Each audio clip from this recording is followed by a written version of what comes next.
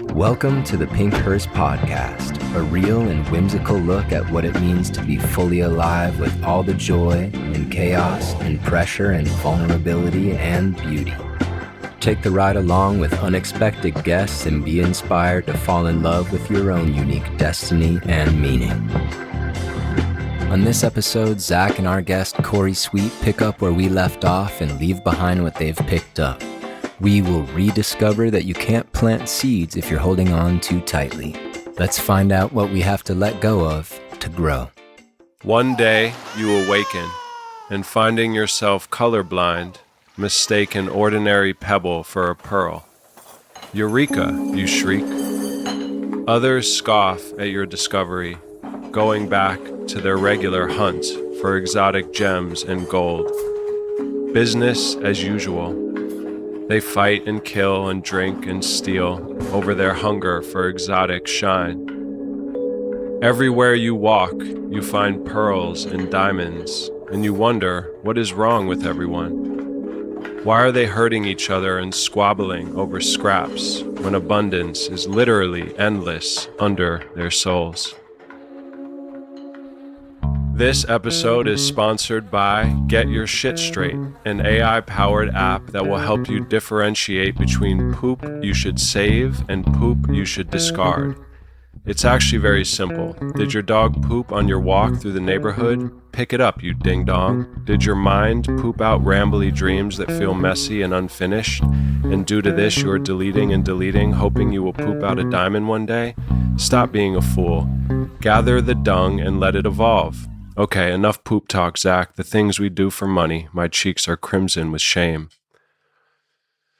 So to begin, recently a dear friend of mine, Ruth Strasberg, sent me an envelope of Post-it note quotes that she's been collecting for decades. And pretty big honor, to be sent her only copies of these accumulated treasures of wisdom. And so to begin, this is the second time I've done it, putting my hand in this envelope and picking out a quote. And this one that just came out is by Nisargadatta. I'm going to say it wrong. I just Googled the pronunciation, but it's slipped my mind. The quote is, "The very seeking prevents you from finding." I like that. So our guest today is Corey Sweet, creator of the Zen Art Garden on Substack, providing Zen insights, creative rituals, and sacred systems for slow growth. Weekly essays and regenerative art, play, and practical mysticism. Monetize frolicking. Corey is a visual artist, author, musician, father, gardener, and deeply inspiring being. Did I get some of those right? Does that? No, that was awesome. Yeah, a lot of that is from the Substack. But yeah, that's exactly what I'm doing over there, man. Exactly. Cool. Chopping, planting, watching. Yeah. Listening. Yeah. So on that note, of the gardening, of the fertilizer, I was thinking about the fact that we need to die to grow, so to speak. And James Hillman says that growth is always loss, which I love because the idea is that we're born, embodied as who we already are and were. So it's not really about becoming who you are. It's about perhaps rediscovering and then shedding what you aren't with the accumulated things. So yeah, dying to grow is what I want to call this episode. And my first inquiry is, what's been withering, what's been blooming on your side of things? Well, I would say withering, like you were just talking about it. We have to figure out ways to let go of a lot of stuff so we can go to other places, right? Or become something that we want to become. It's like you said, it's a remembering. It's exactly what it is.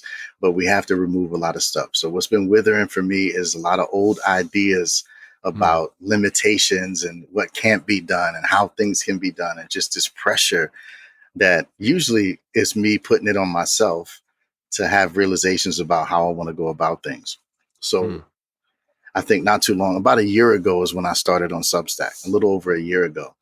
And I was going through a lot of stuff at the time. I got rid of all my social media and I was just not having a good relationship with those spaces. And it took me to cut all of that stuff off to really get a fresh start. Well, I don't know if I would have been able to pull it off if I was just going through the same cycles of checking this app, posting to that app. And I just needed some quiet time to think about some stuff and regroup. And it was the best decision I made. Hmm. And what came from that withering was everything else that grew from it. Me Hmm. finding the peace and the stillness to be able to start writing weekly essays. And even the writing part is just a byproduct of finally sitting down with my own thoughts and accepting all of the chatter that's there instead of trying to get around it or, like you said, dig through it for the diamonds. Like, let me just really sit with this stuff and see what's happening. And I think a lot of those thoughts and ideas want to be unfolded and they want the fractal to expand, but you got to spend time with them. You got to question yourself, poke at your own theories, and like that whole Socratic method in with yourself to get to the bottom of these ideas to see what you feel. And Hmm. that was just a great thing for me. It just put so many things in order for me. And I love doing it. And it was that relationship. It was the letting go directly led to everything else that grew from it afterwards. And it's really been growing. I see, just the consistency and reaching out to you a couple weeks ago because I've been reading and watching your Substack evolution, and it's just really powerful, man. And I can feel the clarity and the, kind of concise. Just you have such a way, man. I'm excited for your book to come out. I appreciate you, man. I'm I know talking a there's a lot. book there. It might be. It might be. I got a couple of things that's been floating around in my head. And the most recent one I posted, I talk about how everything started from me deciding to open a Google Hmm. Docs app. So I Hmm. said, I'm going to just keep this. And whenever I think of some wily, weird thought, I'm just going to put it in this app and just see what comes out. And I Hmm. put so many little incomplete thoughts and quotes. I'll be reading the book and one part would really stand out. And I would repeat it 2 or 3 times Hmm. until I could say it in my own words and like reword it and rephrase it. And then I would put the rephrase in my notes app just so I have Hmm. this information. And that piled up and piled up. And eventually it spilled over into starting to write essays. So Hmm. I talk a lot now about those processes and those sacred systems, I'm calling them, Hmm. because it is like it's a bit of a ritual. It's not just the work ethic of writing an essay to post to build an audience. It's Hmm. a ritual of sitting with your own thoughts and taking a seed of an idea and Hmm. developing it into some kind of coherent format that may have some value to another person. And I think that's deeper than just work for me, at least. So that's why I call it sacred systems and rituals and stuff like that, because it's so much fun to get into that process. I'm imagining that process almost as if you doing the stepping away, going internally to the garden of Corey in the chambers of your labyrinth. And there you find your soul, perhaps, or some being who's maybe a higher you. And their eyebrow arches and they say, "Oh, you've come to visit," after all this busyness that we're all Yeah, often engaged in. And then that consistency becomes this dialogue and a listening to this being that's always there and is in no rush. So I just had that image of you going to the garden to talk with the master inside of yeah, yourself. absolutely. 100% agree. I came to the conclusion that all of that chatter is your mind trying to write. Hmm. That's what it's trying to do. It's trying to document these things. The reason they keep coming up and spinning back around in the cycles is because, for me anyway, is because I wasn't accessing them and using them and helping them to develop and grow and evolve or untying the knots.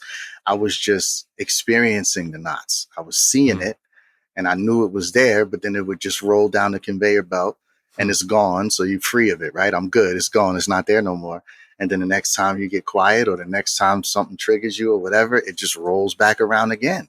Hmm. And I thought, for a while, you think that's just the way it's going to be. I'm just going to have all this noise in my head and I got to find a way to deal with it. But once I started taking the notes, it was like, a thought shows up, you take a note. The next thing that shows up is the next stanza. Like, it's not the same piece that you wrote down. You're a little bit farther in now. So then I take that one and I add that to the notes. And then by the time a week, 2 weeks goes by, you get an essay out of it. Now the thing that shows up is almost unrecognizable because you pulled all of that stuff out, you sat with it and put it through this process. I call it bringing it to the altar. Because I sit it down and I go through everything I need to go through. I try to poke holes in it. I try to turn it upside down. Do I really believe this? Why? And by the time you get to the end of it, how familiar you are with your conclusion is different. You just know it so much better. You can put some of this stuff away, to a degree, and just deal with the next thing that comes up. Beautiful. Absolutely, I agree. And it's funny, perhaps a shameless plug here, but the way we originally connected was through Jeremy. So I want to take a moment to acknowledge So Legit, Jeremy. Absolutely. Much love, brother. And the God Help Me I'm Awake coffee club that Lauren and I started, I don't know how long ago, a couple of years ago. And that played its role. And there was some really beautiful connection there. And then it went back to sleep because it was time to do that. But recently it's been coming back. And that's reminding me too of these themes that are kind of underneath. And then, they have their own timing as well. I love I'll get into that in a bit, but in one of your essays, just kind of breaking down, the canopy, the mycelium, the understory, the ground cover, these different elements. But God Help Me I'm Awake is currently reemerging as an organic coffee brand that we're putting out through Pinkhurst, and it has the Galu rooster, and nice. I'm excited. I don't know if you drink coffee, but I'll have to get you a bag soon. But anyway, let's see. One other thing that just popped in my head is because of the South Park stuff that's going on, we do not get political on this show, although life is life and it is what it is. But there's some funny business with some South Park confusion and a fake tan man who's angry about something. Anyway, but just thinking of essays, do you remember that episode where they're paying the guys to write essays for them? Did you ever see that episode? I'm not sure. I saw a lot of South Park over the years, but there's a few that really stand out. There's like one where, the Tree Fitty one is one of my favorites. Chef's Dad that's like probably one of the funniest things I've ever seen. God damn it, woman. Anyway, but the essay one, they're going away for the summer, and their summer, assignment is to write a book report or an essay on the old man and the sea. And they wait till the last minute. And then Cartman says, we didn't write it. What are we going to do? Let's go to kind of where some people are on the side of the road looking for work, often. And this is very relevant in, what's going on with ICE and all this kind of shit. So I guess it's just popping out now. Yeah. But they get these men from Mexico to write their essays. And I think they say they'll do it for 50, which also is one of my, they're like, I'll do it for 50. It's funny to me. But when they come back to get the essays that were written, they tell them that they wrote their essays, meaning they wrote letters to their friends. So he said, I wrote my essay in Colorado, and he said, hey, thanks for writing me essay. That's beautiful. I love it. Anyway, you guys, whoever's listening, if you want to get a pretty funny jolt, it's a good one.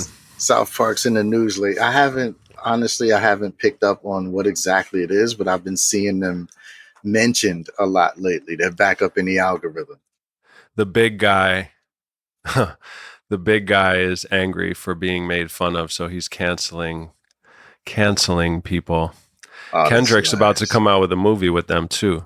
That I'm excited about. Kendrick in the South Park. I think Trey. That's awesome. It's going to be cool. So in anticipation of our episode, I went to Bart's Books in Ojai, which is where I mentioned before we started recording. It was very hot and I almost fainted.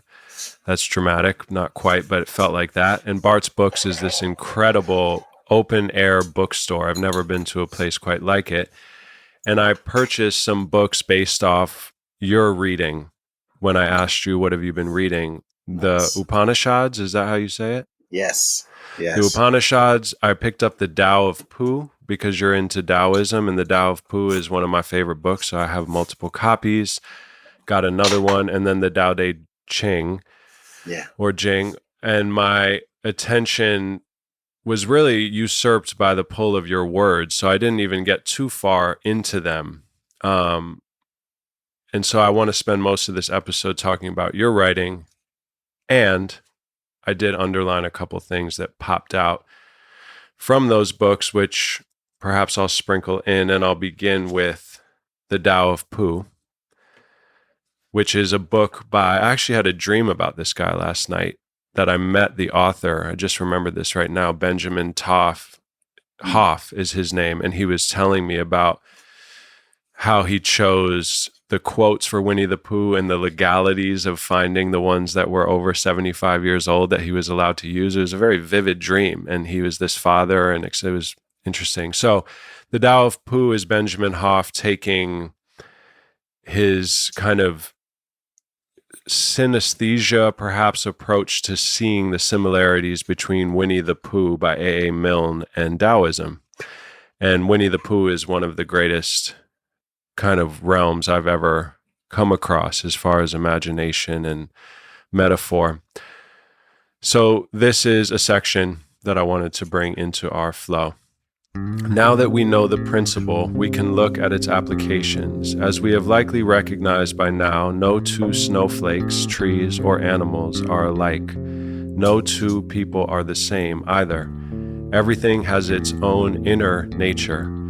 Unlike other forms of life, though, people are easily led away from what's right for them because people have brain, and brain can be fooled.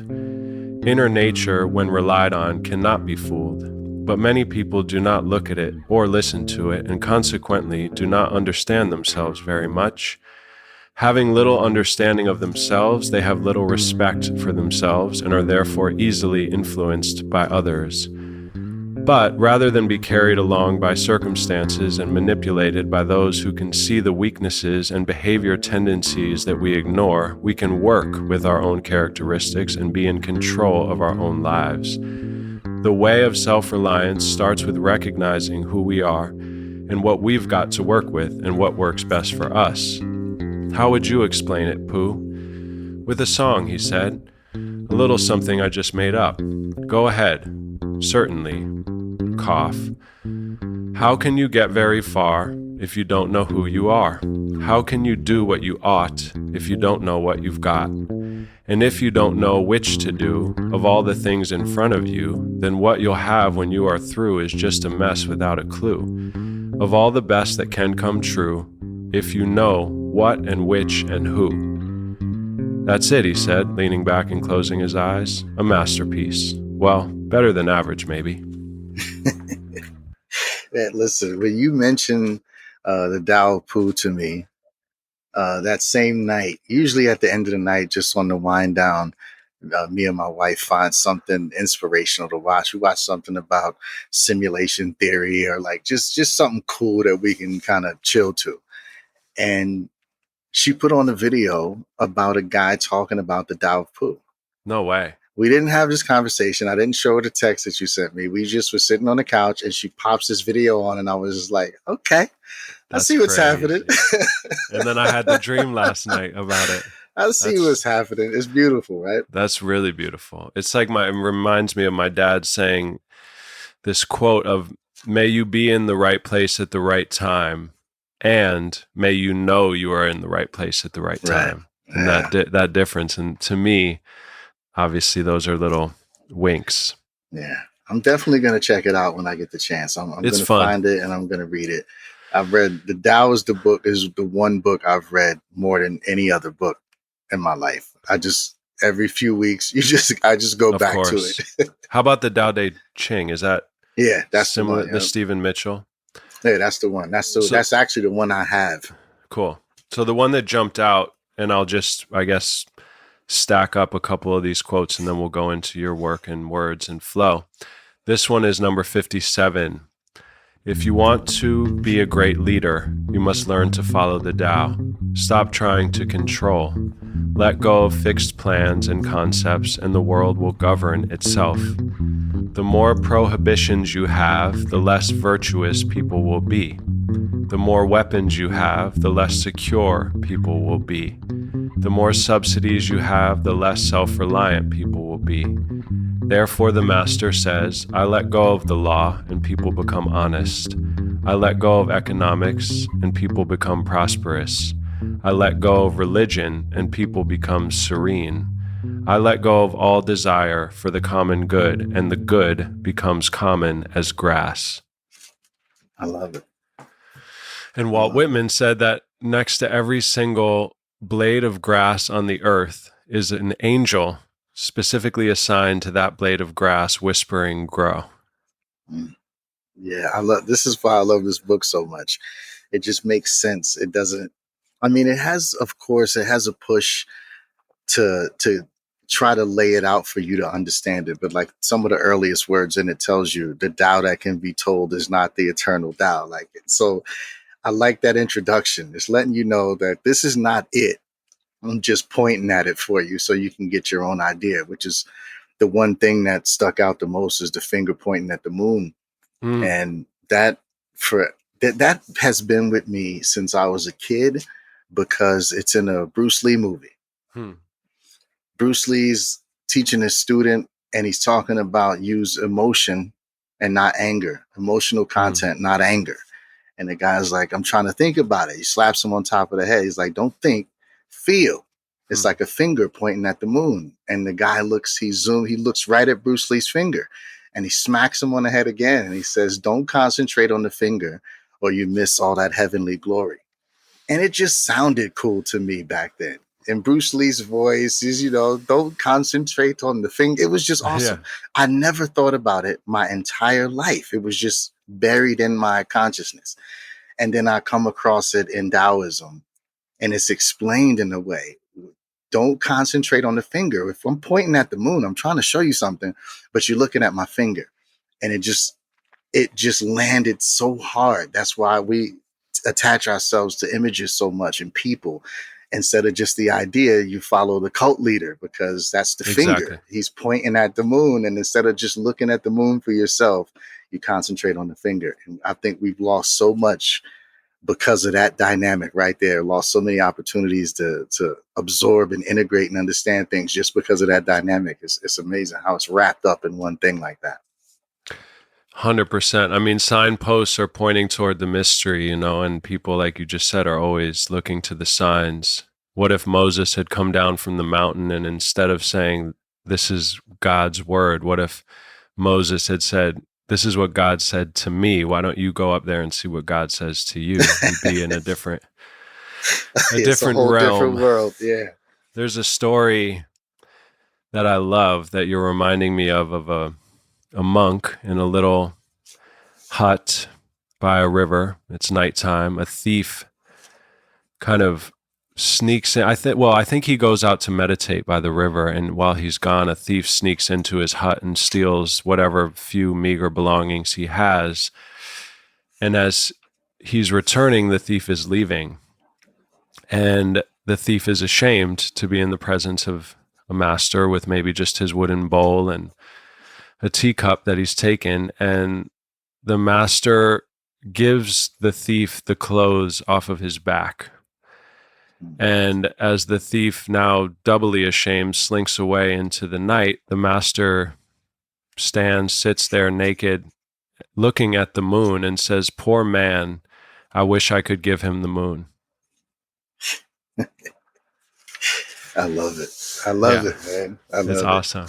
So, before we get lost in just blissful floating away into no word space, which I feel like I'm close to, which is wonderful, like kind of out of this world, in this world.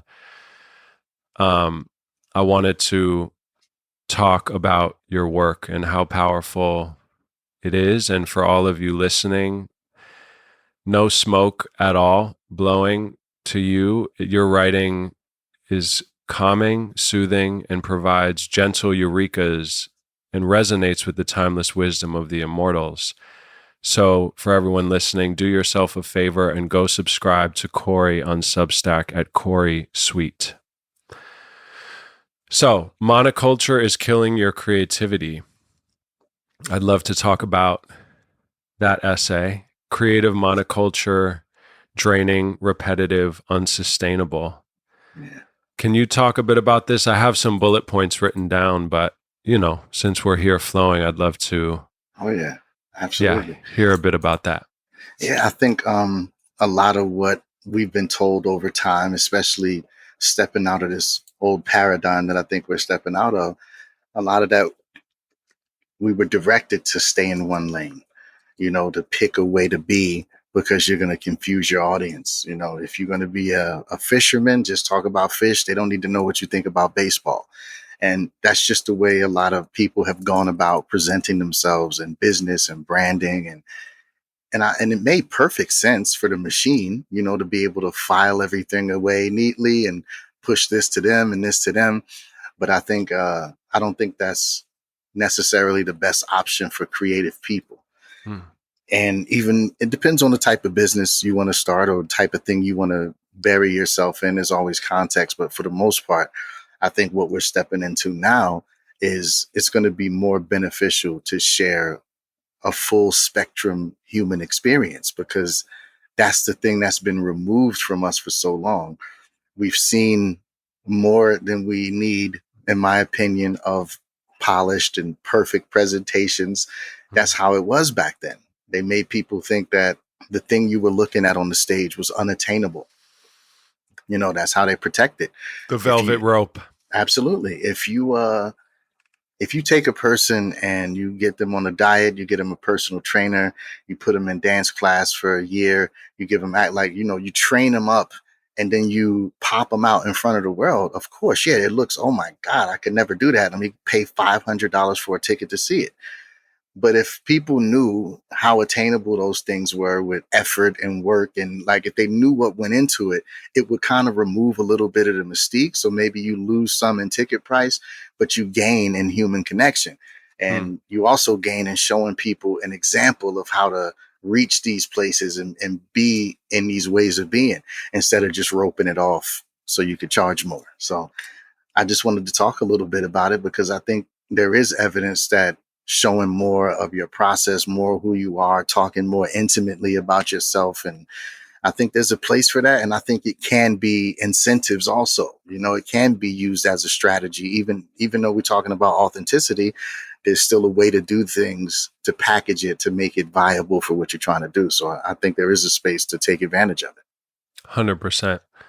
And I think that this trend may have started, from my research, with the splitting off of animism, nature gods, and the domination of the abstract skyfather, which might sound like an intense statement, but you can pretty much trace monotheism's calculated attack of the old world and, Right. Connection to nature deities. And I came across something that perked my ears yesterday around, even in my understanding, they were saying that demons, if you have interest in demons, or, and I do actually, I've always been kind of interested in demon masks from Japan and things like that, that it's actually a healthy attraction to ancient ancestral kind of roots, which were demonized by that one way. This is the way, which again, I think multiplicity, containing multitudes, seasonal creation, the kind of agendaless muse, if you will, that is not here to serve this consistent factory conveyor belt, item necessarily, that starts to get corrupted. And so I just really loved your breaking down of that. I appreciate it. Yeah, 100%. You said some of the most repeated advice creative people get online is to niche down. And then you went on to say that for you, one version of me writes essays, another version of me designs. I make art. tend to the homestead and record music. They feed each other, cross-pollinate, sharpen and refine and support each other.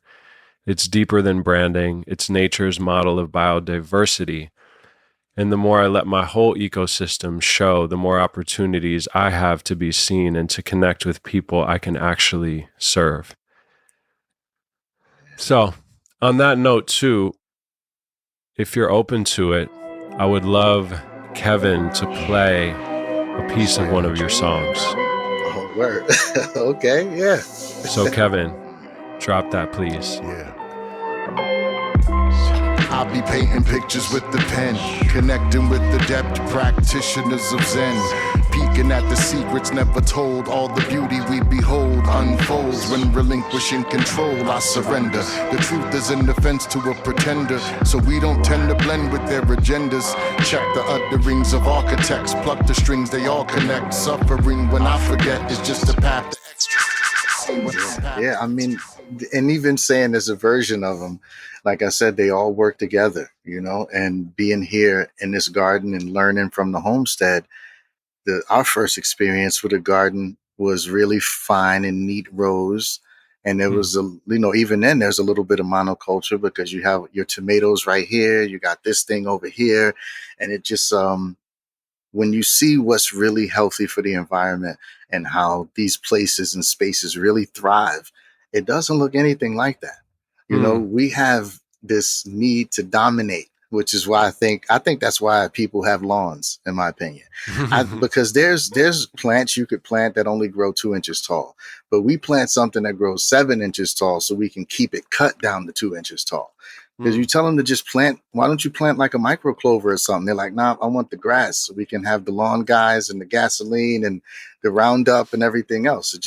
It's wild. We have a domination thing with how we treat nature, and monoculture kills the soil. We know that because you're removing the same nutrients over and over and over.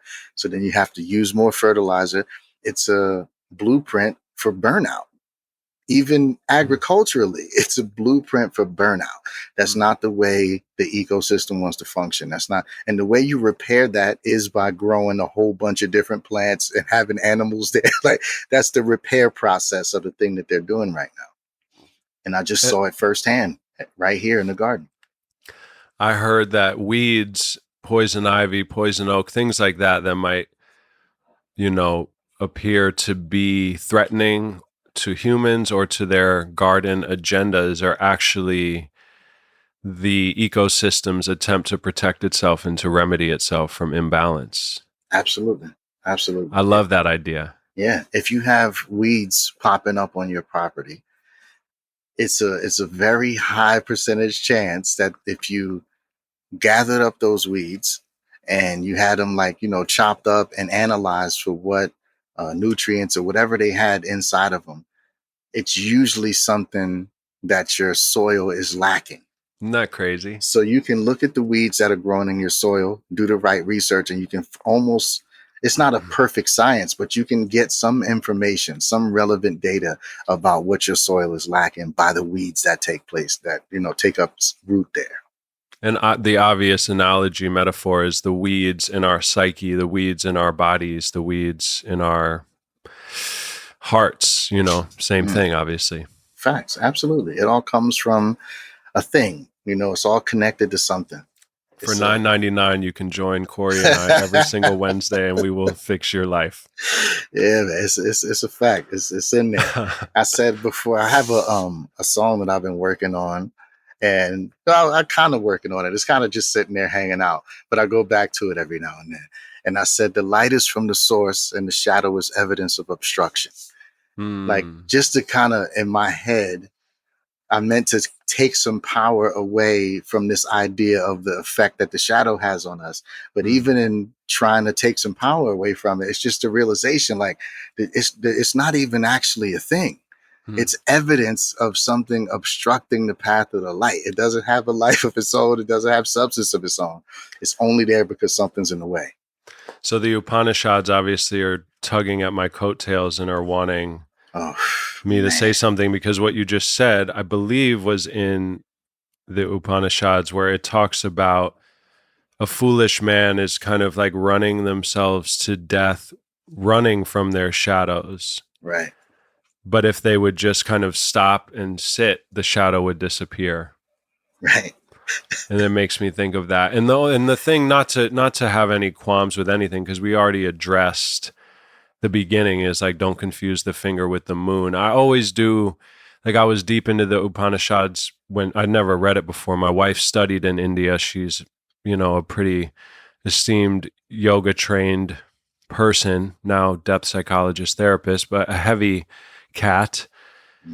And the only thing that caught me off guard was just some of the kind of male, everything's so male that kind of annoys me sometimes. But there's beauty in this, like beyond, and that deeply resonates. And what I underlined: fools follow the desires of the flesh and fall into the snare of all-encompassing death. But the wise, knowing the self as eternal, seek not the things that pass away.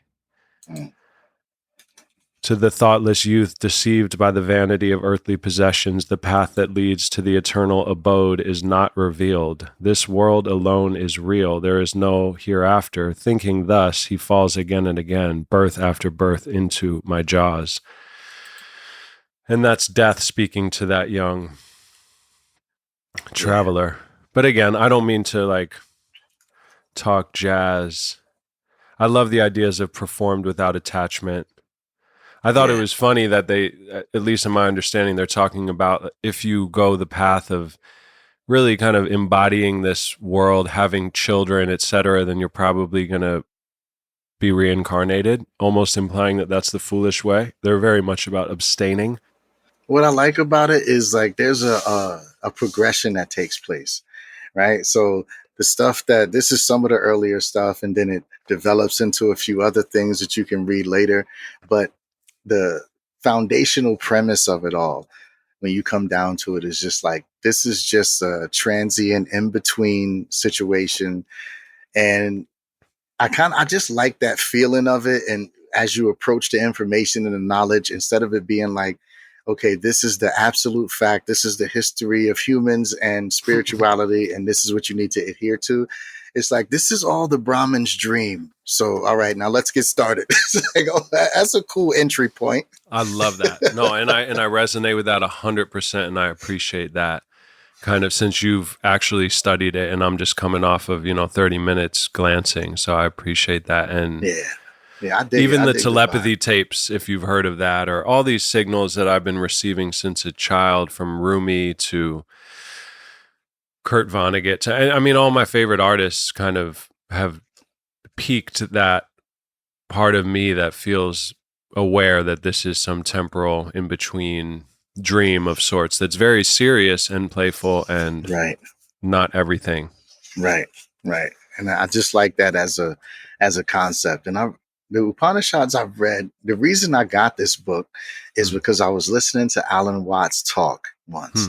And I was in the middle of a wild psychedelic experience. It may have been my first hero's dose. And I was listening to Alan Watts, and he was talking about the Upanishads and what the idea is, and the Hinduism and Bhagavad Gita. He was just in this space talking, and he landed on the Upanishads.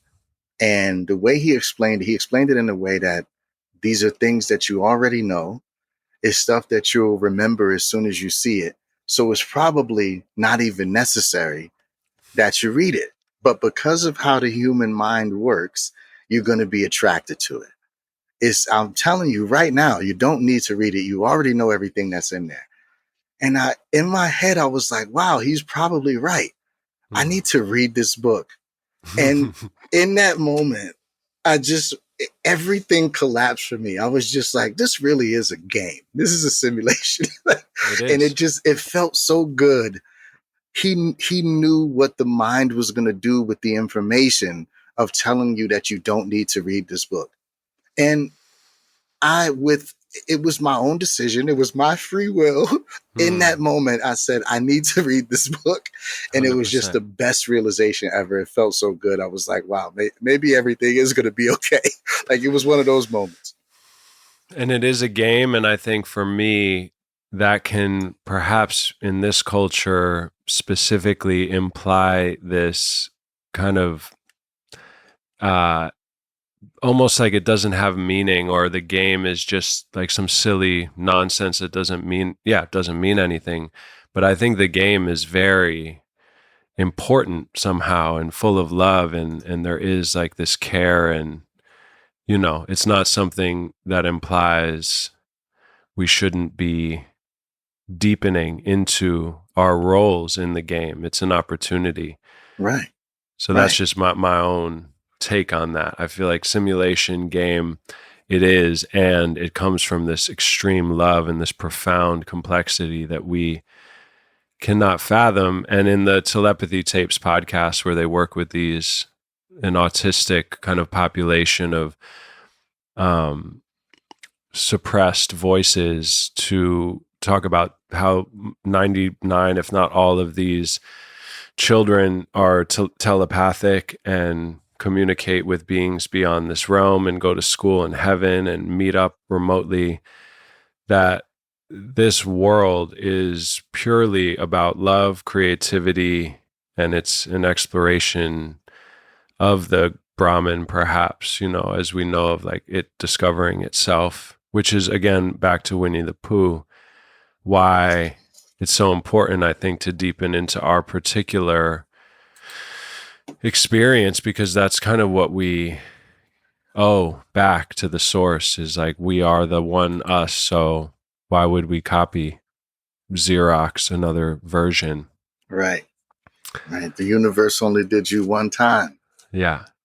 Out of all the things it did, it only did you once. That's pretty amazing. It's super amazing.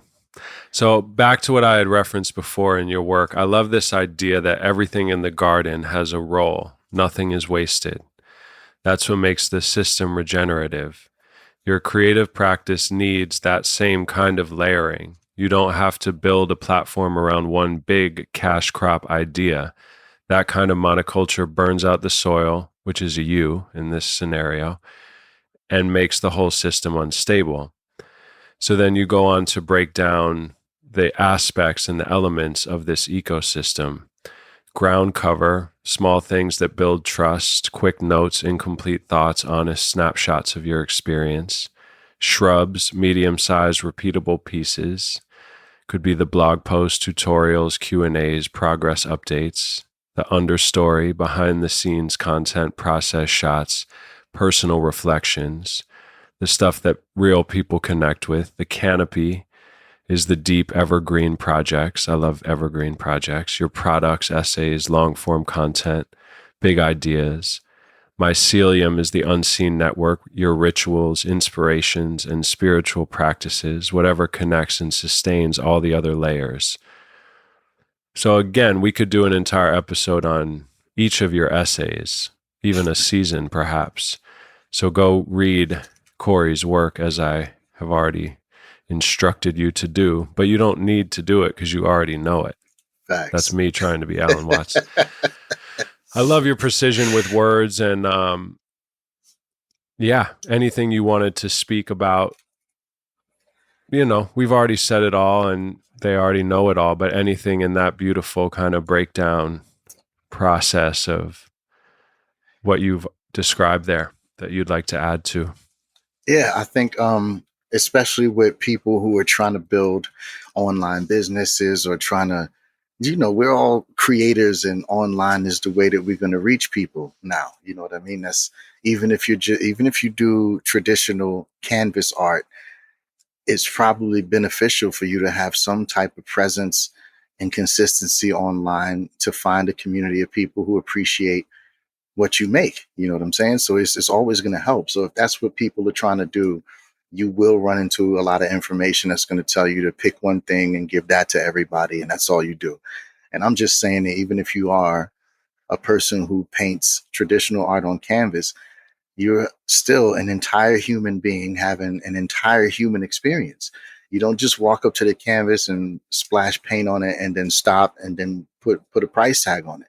There's so many thought processes that go with that. The way you choose your colors, why you chose the figure that you chose. And there's just a lot of life and energy in those processes. And there's a community of people out there who thrive on being able to attach all of that to the art that they want to put on their walls. It's not just about the one person who's going to buy it. There's a whole lot of people who'd like to know. There's some people who want to be successful painters and they want to know how the mind of a successful painter works. So some people who want to practice what you practice, some people are just interested in.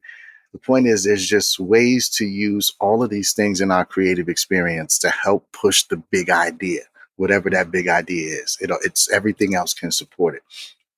And I think that's the best place we can be as creators, is seeing as many aspects of our life as possible as material to be creative, right? If you can write a story or an essay, you can just be out in your world and see something happen or learn a lesson for yourself and decide to say, okay, what's the big idea here? What can I pull out of this? How can I say some words to relay to people what I'm feeling and what I'm thinking? And you put that out into the world, and it just helps you build everything else you're building. 100%. I think a key for all of that reminds me of you taking time off first, because I think for the part of me that could listen to that advice, get really inspired and excited, and then want to go right away into it, I think that can be tricky, because I do think that stepping back, analyzing your weeds to see what nutrients are missing, all of that, kind of getting your ground and waiting and watching is important to add to what you just said, at least again for me, because Right. I think there can be a loss of dignity and a kind of suffocation feeling for creators, where it sounds good to want to go, have a more holistic sharing process, but it also feels like I don't even know where to begin. I don't want to just, ramble my thoughts or do some selfie video or whatever. It might feel contrived and exhausting. But what you're saying, the essence of that is beautiful and true. And so, I just wanted to reiterate Yeah, I that completely quiet agree. time, because you came back with this dignity, with this poise, and you're doing what you're saying via the current outlets that you've cultivated, but that did require a big slowing down. Right. So it depends on the stage of the journey you're at. And I think all stages are valid. You know what I'm saying? And the reason all of that came together was because all of the events even before, the the philosophy I'm using with it now is just a personal philosophy, and I just didn't understand how it could map itself onto creativity at the same way it does in the garden and everyday life. I deal with the stuff now the same way I deal with other things. It's not a separate entity for me anymore. Like, there's this personality that I have to put on Instagram. So that lives outside of the philosophy I would use in the garden or the realizations I would make there. So now it's like, that's what that stepping away did for me, was help me understand that I don't have to separate these things anymore. But I think that's part of it. That's sometimes what you just said right now. Like, if we were in a session, the things that you just said to me right now, I would have said, that's your TikTok video right there. Yeah. Is I'm going to turn the camera on and say, this shit feels weird sometimes. I don't know what I'm talking. I don't know. But that's the reality of it. For one, this is a real human place to exist. Two, this is how you get better at doing that thing. Is to be able to suck at it and accept that you suck at it, and accept that you go to a golf course and you're like, what is this, a fucking 9-iron? I don't know what's happening here. But unless you accept that discomfort, you don't get to the place where you become a good golfer. There's no other entry point to becoming a good golfer. There's no other entry point to becoming a good communicator than to suck at communicating. That's just what it is. So I think the real human experience is what we need. I think we've had enough of the pursuit of being a masterpiece already, when we're works in progress. And that's the reality. If a person can watch me on video trying to get my legs and trying to figure something out, but trying to make an offering at the same time, if you can watch me on that video and say, this guy sucks, I don't want to hear what he has to say, you are not my ideal partner to have this journey with. Yeah. So the best content you ever make is going to pull some people closer to you, and it's going to push some people away, because that's how we want it. I don't want Exactly. everybody here because we don't vibe with everybody. That's just, I'll leave the record of how I came to this conclusion. You can access the writing, you can access the videos and decide how you feel about me. But I'm not going to just invite everybody in and try to sort them out later. That's not how this works. Mhm. Some of it is going to rub you the wrong way, and it should. That's just, you know what I mean? This is how it works. Beautiful. Really powerful. So I'm going to school in September. I mentioned to you on our call, I believe, to Pacifica Graduate Institute for depth psychology, creative hybrid Beautiful. program. Yeah, it's super exciting. Molly went there, my wife, and it's some heavy duty it's a heavy duty ecosystem of people, it's very based in Jungian or Mary Ann Woodman, etc. Just heavy, depthy scuba divers of the unconscious. And I read a book by the chair of this program, Mary Antonia Wood, and interviewed her on the Pink Hearse. And the book is called The Archetypal Artist, and it's kind of tracing the lineage of shamanism creators throughout time. And it's such an intensely powerful book. It took me, a long time to read it because I was only reading about a page a day. That's how dense it was. But I wanted to bring in, just kind of at random, kind of like the package of Ruth quotes from the beginning. I just kind of pop some in to just switch it up and see what we have here. So this says, if we imagine ourselves engaged as artists in life, if we use artists as our models, then we would work with the daily mess in our lives as the material for psychological creativity, which is basically exactly what you just said.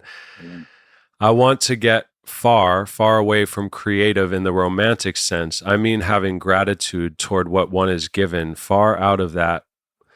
For out of that, one makes one's life. Or to say it differently, you don't have to become creative because the psyche is already that. Right in its mess, there is creation going on.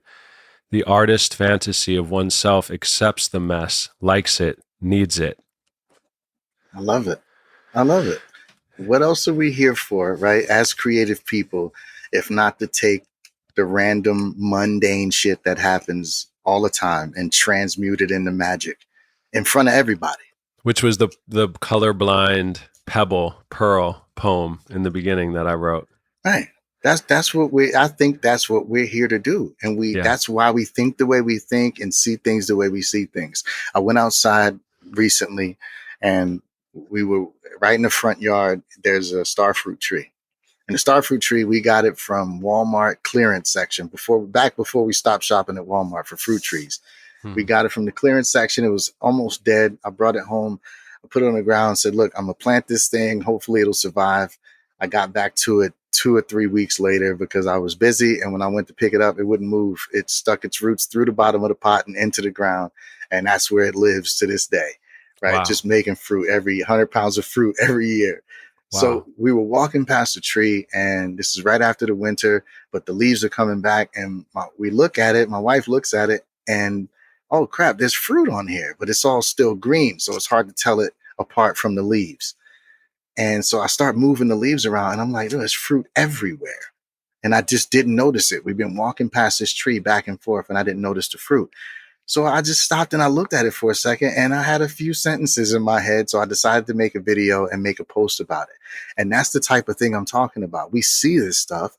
We do the math in our head. It was a moment. We had a moment in the front yard. Wow, we've been walking past this tree for weeks. We had no idea there was fruit on it. And it's because we didn't slow down and really take a closer look, because sometimes the fruit blends in with the leaves. The magic blends in with the mundane. You can't see it until you slow down and really look at it. And we had that moment in real life. So why wouldn't I take that, distill it, and make it accessible for other people? That's it. Is that content creation? Wow. I don't know if I consider that content creation in a traditional sense. It's translating what's really going on in life and making it accessible to other people. That's how I see it. And since I've been looking at things that way, I don't feel nearly as much resistance when it comes to this stuff. And again, this is slow growth. This is not, how to pop off on Instagram in 90 days. That's not what this is. I understand that. That's But on our next episode. Right. Stay tuned. Yeah. But it is. This is monetizing frolicking. And that's why I say that. You monetize frolicking. I'm out here enjoying my experience as much as I possibly can. And I'm using the skills that I've developed over the years, over writing music and making art. Those skills of creativity give you an eye and an ear and a feel for when things are dope. So I just take the extra step to put the dope things out. Crazy. Beautiful. Yeah, you said something. I can't find it in the notes. First of all, I love the phrase, papayas don't overthink, peaches don't self-sabotage. Facts. We fight our own cycles.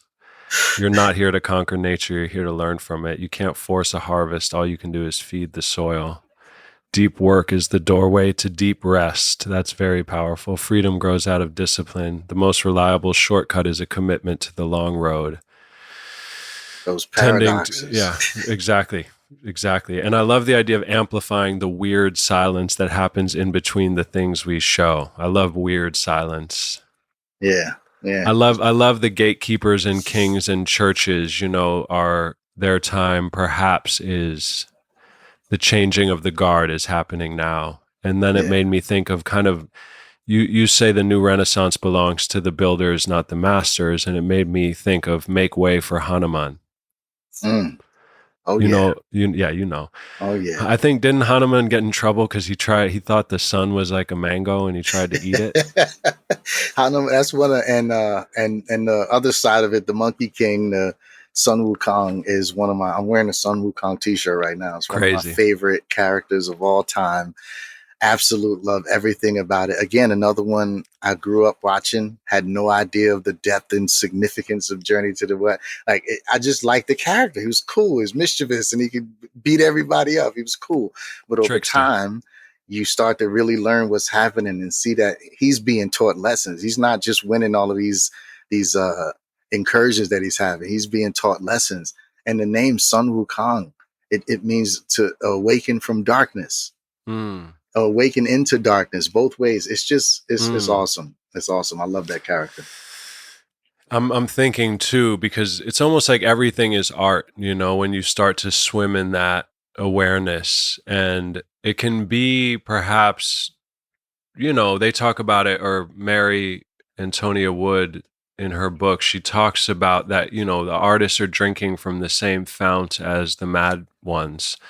And madness and creativity, they share kind of a similar root of the fountain, whatever. And I think it was Campbell, someone like that said, could have been Watts, one of the immortals. They wear many faces, obviously. I think it's just one being that just tries on faces, perhaps. But the psychotic drowns in the same river that the mystic delights in. So there's that kind of dance of, I can feel myself in this moment talking to you, dreaming last night of the Tao of Pu author, all these synchronicities, and how much work I've done from the younger me living in Harlem who had a psychotic break for a month, which I look at as an initiation, but it was a chemically induced psychosis.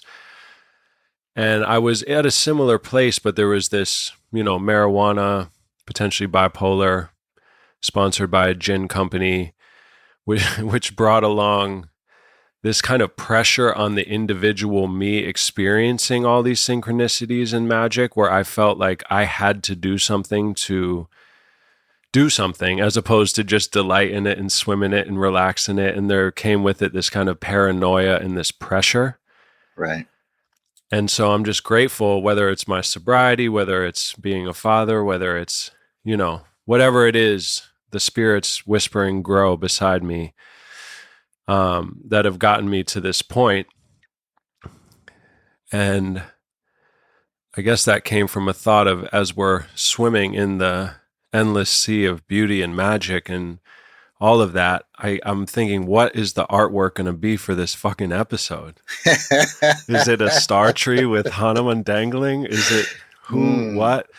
So that I might, invite you to ponder that in anticipation, since you are someone who expresses visually as well, but no pressure. And something we've been doing recently in the name of kind of simplifying, getting down to the essence of things. I've spent a lot of time and money overcomplicating my inner ideas and hiring directors and just making everything so intense, which is wonderful and beautiful. But it's also nice to kind of calm down and find simple ways to express the same essence without it needing to be so deluxe and extravagant, until perhaps that is what the universe wants you to have, Right.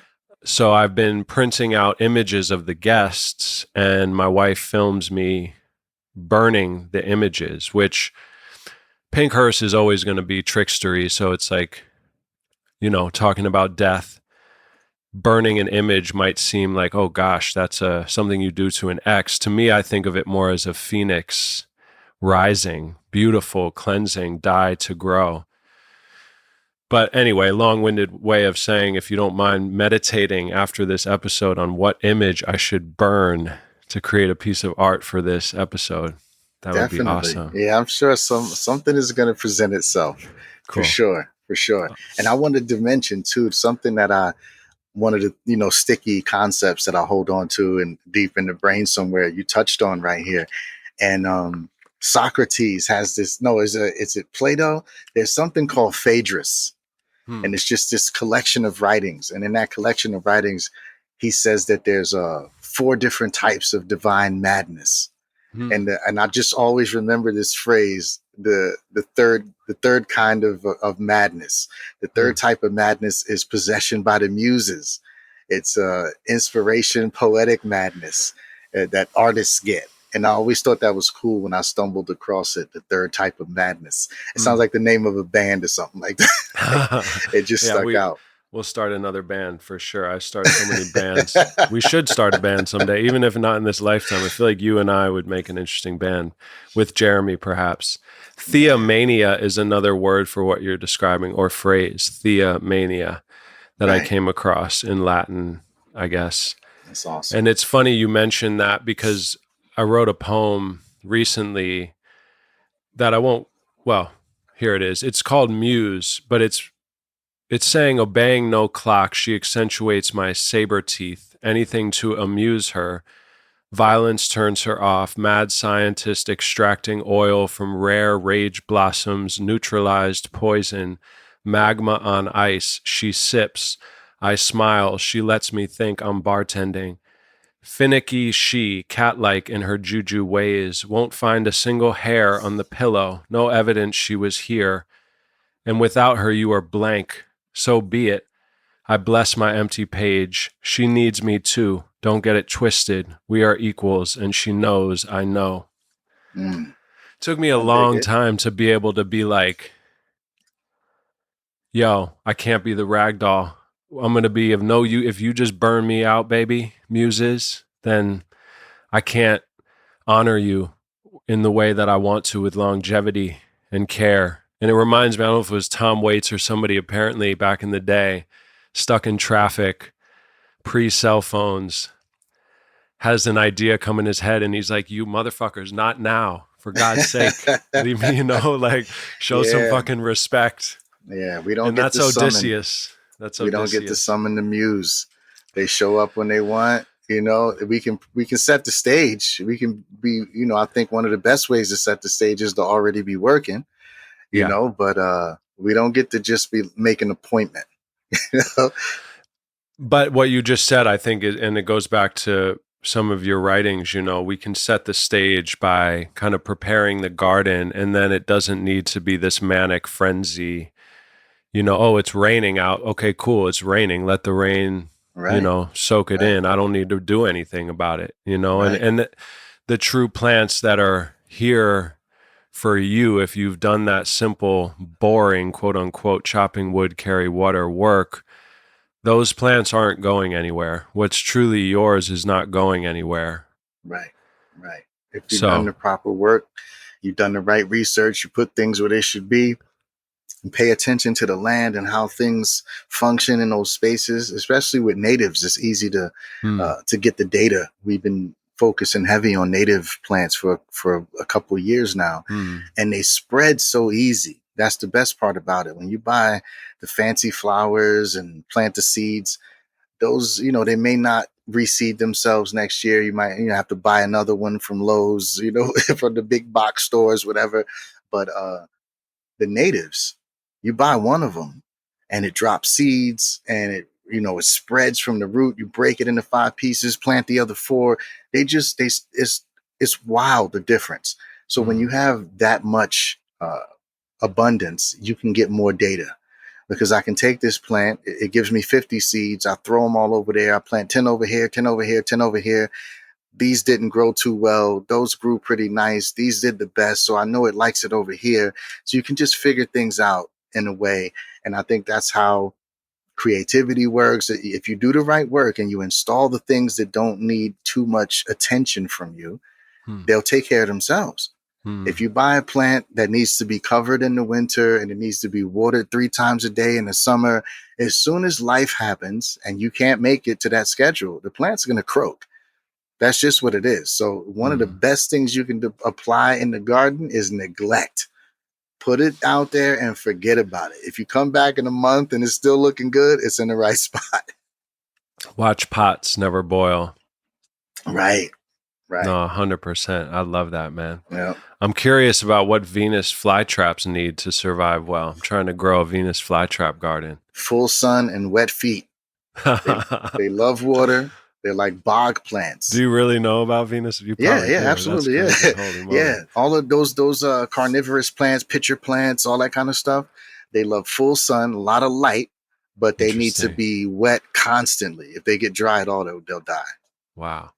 Full sun and wet feet. That's crazy. Do you know some movie? Oh man, I forget the title. It's something my mom showed me as a young guy with, I believe, Peter Sellers.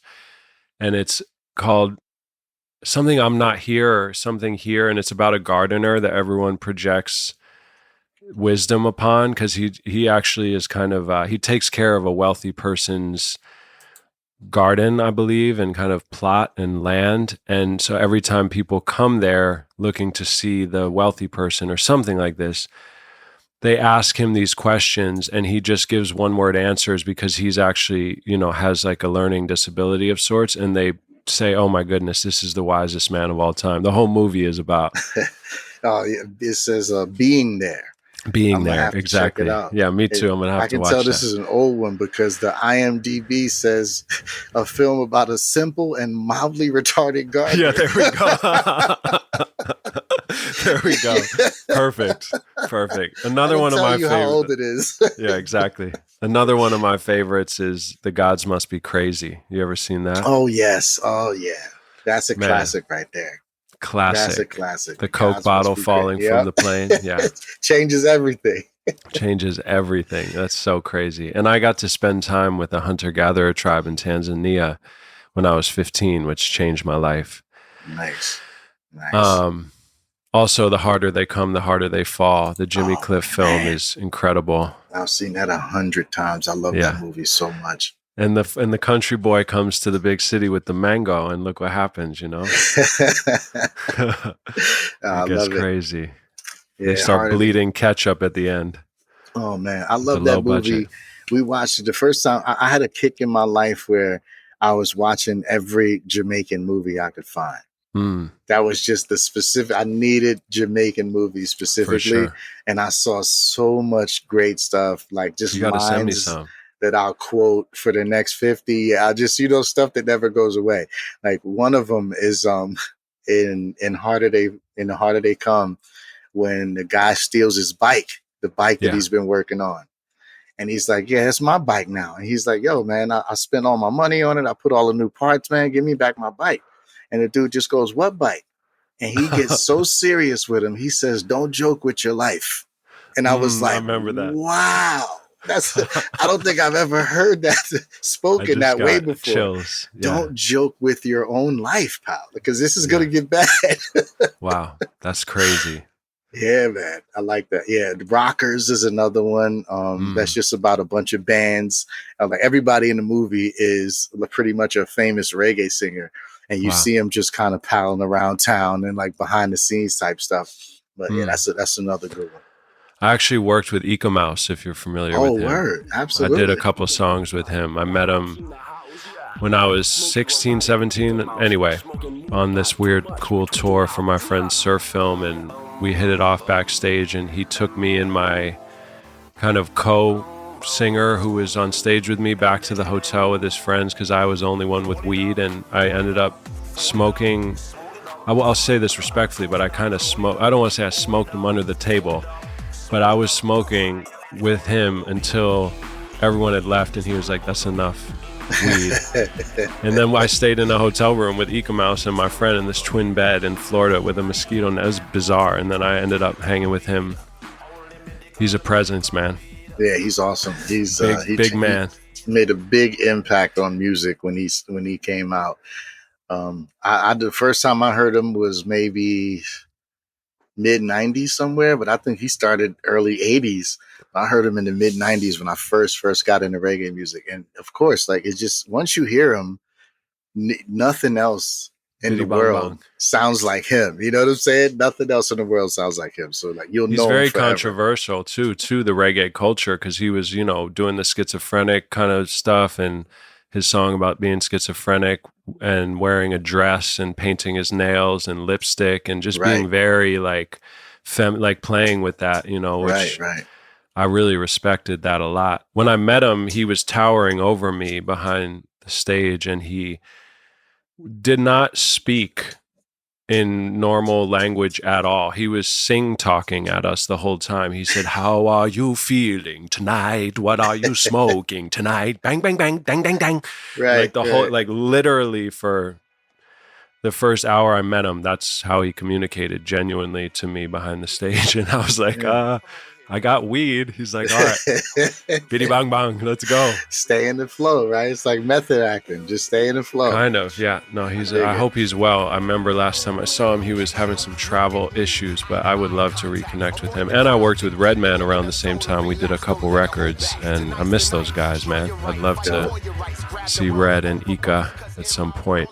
Awesome. Well, as we wind this hearse ride down, I want to just see. So this reminds me of you. I believe this is Carl Jung from Archetypal Artist book by Mary. He says, "My work is the expression of my inner development. For commitment to the contents of the unconscious forms the man and his transformations. My work can be regarded as stations along my life's way. All my writings may be considered tasks imposed from within. Their source was a fateful compulsion. They were things that assailed me from within myself. I permitted the spirit that moved me to speak out." Fire. So, yeah, man. I mean, there's so much more. The AI, I called that part in my notes, your beautiful essay on AI, and I loved how you paired the kind of what it seemed like you hand drew and then had AI do it and put them mirrored next to each other. It's really powerful. I call that AI versus IA. I am. I have a gorilla character named IA in my imagination. Nice. And yeah, perhaps, I love having return guests when there's a resonance like this. So perhaps down the road, in some months, we can reopen this dialogue and dive even deeper, because there are a lot of topics on this list that we haven't addressed yet, but I think we should save some space because all of my name dropping, kind of embarrassed for name dropping there. But Kevin, you're going to have to play not only Corey's music, but some of the old Redman, Eek-A-Mouse songs just to, I don't know if that makes my name dropping even worse, that I have to prove my shit, or if it's funny. No, because if you double down on it, that makes it okay. I'm going to flex. I know Eek-A-Mouse. Yeah, I spent a night in a hotel. Wait, hold on. That doesn't sound right. He was with a lady in a twin bed, and I was with my friend in a twin bed, and it was one of the most awkward, hilarious experiences of my adventure. It's a great story. That could be an AI, right? Talking about AI, you could probably make a whole short film about. Man, You can make a literally whole short there's a film. video somewhere when I mean, I have to just go with it now because, I mean, what's a Hey, podcast? we're here. We're just kicking it. So I meet up with him after that Florida trip 6 months later in LA. I'm young as hell. I'm green. I just signed a little faux record deal with no money. It was just like someone wanting to do. Anyway, it was exciting. Got to meet Nipsey. All these different things are happening. And I go hang out with Eek-A-Mouse, end up drinking way too much. We're in this situation where we're jumping from show to show appearances that he has, and I'm there with him. And I'm getting more and more kind of paranoid because I'm seeing all these fake ass Hollywood people around him. And he's cool, but it's like him and I are on that level of poets, and I'm seeing all these wannabe motherfuckers, and I'm going to him like, bro, what's up with all, and I'm drunk, and he's like, no sad talk while we drinking, man. No sad talk. And he's getting mad at me. And I'm like this little martyr poet. Cut to 2 a.m. This young woman who we knew is driving the car because I don't think he had his license. I'm drunk in the back. There's footage of this somewhere. And I'm singing one of my favorite songs, Sitting on the Dock of the Bay, and I'm butchering it because I really am really intoxicated. And he says, let me sing it, man, from the front seat. And he starts singing, sitting on the dock, really beautiful. And I'm in the back, sitting on the dock. And he's like, let me sing it, man. And I keep cutting him, jumping in. And finally he says, let me sing it, man, really mad. And I say, together. And he's like, not together, man. And that became like a running joke with my friends because I had this footage of Eek-A-Mouse is like scolding me to try to sing Otis Redding with him on a highway in Hollywood. That's a great story. I guess you could definitely make a short film about that. 100%. Yeah, we'll have to in an alternate universe. But thank you for spending this time. Is there anything to kind of ground us back to, or maybe we don't want to be grounded, maybe we just want to float off into our days, but is there anything you'd like to leave us with, parting words for now? Well, some things that I think about often that help me, like you said, stay grounded, help me keep my feet on the ground, head in the clouds sort of vibe. One is all work is self-work. I tell myself that as often as possible. All work is self-work. Even the things that I want to do to serve other people. It's really, really about me and what I need to know about myself and the value I want to provide. All work is self-work. Chop the wood, carry the water. That's the game. That's what it's about. And this concept that I love a lot, that's from, it comes from some Hindu philosophy. It's in the Bhagavad Gita, and it's called Loka Samgraha. And I love it because this is something I repeat to myself, the English version of it anyway.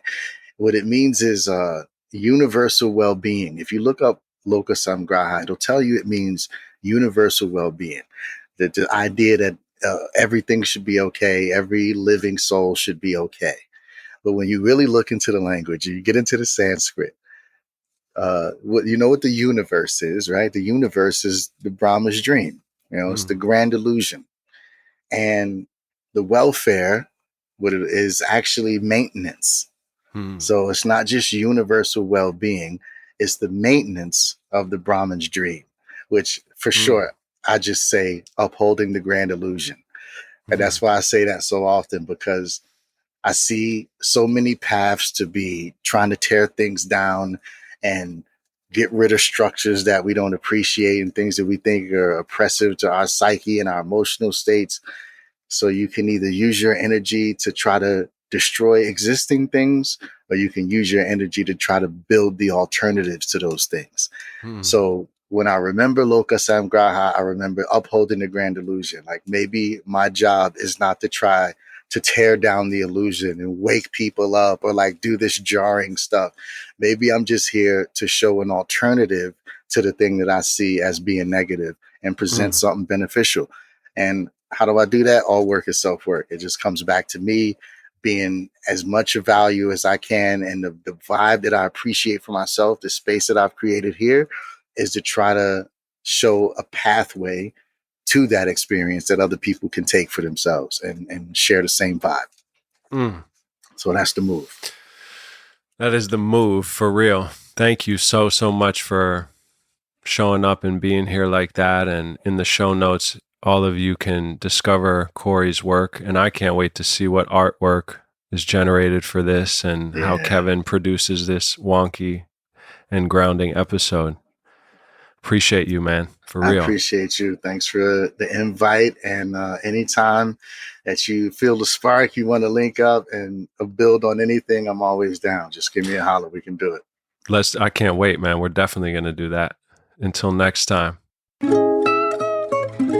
It's right now it's hard because, you know, good people like us, it feels like we're not appreciated, the love that we show and the patience that we show. And then it ends up feeling like we have to be wolves to survive. You know what I'm saying? And like, it's hard, man. We have that inner wolf. You don't wanna see the soul live yesterday. You would either catch my drift or you catch a fade. And if you were throwing shade with your vicious ways, my pen was the sword and I licked the blade. I'm out of time if you out of tune. You don't wanna see the wolf when I'm howling at the moon. You were gonna see the fangs if you keep playing games. Expect the flame, you better put respect on my name, wolf. I wanna be a wise man, but you hear the wolf howl. I wanna be a wise man, but y'all don't want the truth now. I'm a lover, but the wolf goes wild, wild, wild. But the wolf goes wild, wild. I'm a lover, but the wolf goes wild, wild, wild. But the wolf goes wild. Good, bad, what the fuck is that? Wise man say I am, never cut in half. And every time I'm mad enough to pounce, I crash into the mirror, lost too many teeth to count. Nah, gap tooth, even in a bad mood, grinning. Shrooms got the shrine spinning.